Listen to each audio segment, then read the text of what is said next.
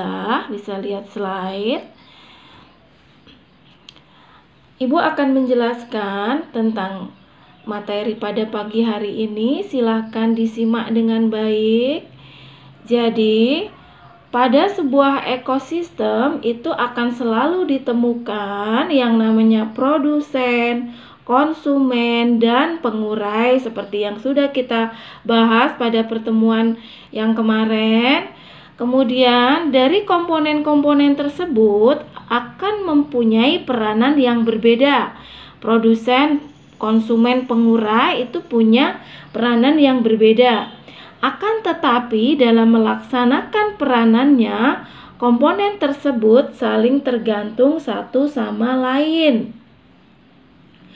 secara langsung maupun secara tidak langsung.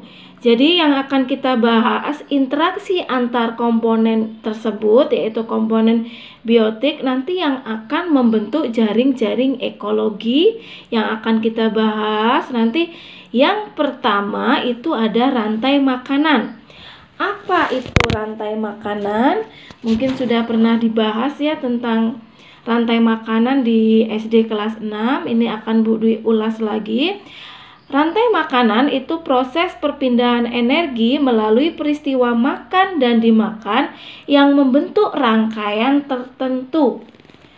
Jadi rantai makanan nanti dari produsen akan dimakan oleh konsumen tingkat 1, kemudian konsumen tingkat 1 akan dimakan oleh konsumen tingkat 2, dan konsumen tingkat 2 akan dimakan oleh konsumen tingkat 3, dan selanjutnya sampai konsumen puncak yang terakhir akan diuraikan oleh pengurai. Contoh, lihat slide, di situ ada tumbuhan dimakan tikus, kemudian tikusnya dimakan oleh burung kecilnya akan dimakan oleh elang. Tuh ya, bisa dilihat. Kemudian yang kedua, kita akan bahas tentang jaring-jaring makanan. Di alam itu jarang dijumpai organisme yang hanya makan satu jenis organisme lain. Jarang sekali karnivora itu hanya makan satu jenis herbivora, atau herbivora juga jarang makan satu jenis tumbuhan. Dengan demikian, di dalam ekosistem itu terdapat banyak rantai makanan yang saling terkait atau saling berhubungan. Jadi hubungan-hubungan tersebut akan membentuk jaring-jaring makanan. Bisa disimpulkan apa itu jaring-jaring makanan?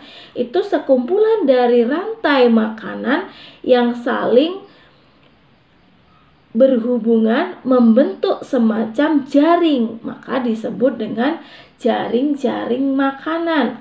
Bisa cek atau lihat slide ya, gambar jaring-jaring makanan. Kemudian yang ketiga ada jaring-jaring kehidupan. Jadi di alam, jaring-jaring makanan satu dengan jaring-jaring makanan yang lainnya seperti ada di slide itu saling terkait yang akan membentuk jaring-jaring kehidupan. Kemudian yang keempat ada piramida makanan. Piramida makanan bisa cek slide ya, berbentuk piramid atau piramida. Itu merupakan gambaran yang menunjukkan perbandingan antara produsen, konsumen tingkat 1, konsumen tingkat 2, sampai dengan konsumen puncak. Lihat itu seperti piramid. Di dalam piramida makanan, produsen selalu menempati dasar piramida. Jumlahnya itu paling banyak, produsen itu ya di bawah, di dasar. Kemudian konsumen puncak itu biasanya ditempati oleh karnivor terbesar. Biasanya di situ ada, misalnya ada singa, kemudian ada elang, itu selalu menempati puncak piramid. Kemudian yang terakhir ada aliran energi. Bisa lihat slide. Cahaya matahari adalah sumber energi utama. Kemudian tumbuhan hijau akan memanfaatkan energi cahaya matahari tersebut untuk menghasilkan energi kimia, yaitu berupa karbohidrat melalui proses fotosintesis. Proses fotosintesis udah kita bahas di semester lalu ya, bisa dibuka ulang kalau lupa. Kemudian apabila tumbuhan hijau tersebut dimakan oleh herbivora atau hewan pemakan tumbuhan, zat makanan yang terdapat di dalam tumbuhan hijau tersebut akan berpindah ke tubuh herbivora. Berarti terjadi perpindahan energi dari tumbuhan hijau ke tubuh herbivora dan seterusnya sampai konsumen tingkat terakhir. Di dalam tubuh hewan, energi tersebut akan diubah menjadi energi panas, energi gerak, kemudian untuk bernapas dan sebagainya yang tersimpan di dalam zat penyusun tubuh. Jadi perpindahan energi itu tidak dapat 100% efisien. Sebagian energi akan terbuang melalui proses respirasi, bisa melalui gerak, bisa melalui panas tubuh, kemudian juga bisa lewat ekskresi. Demikian pembahasan tentang saling ketergantungan di antara komponen biotik pada pagi hari ini.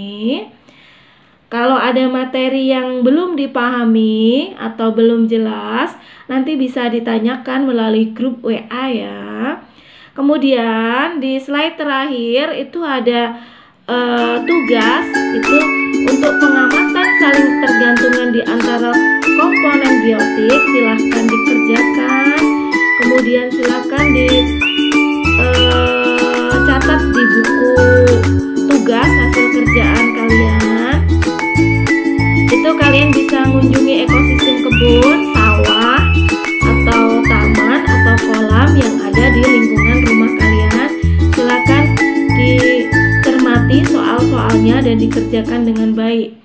Ibu akhiri pertemuan pada pagi hari ini, semoga bermanfaat. Wassalamualaikum warahmatullahi wabarakatuh. Tetap semangat.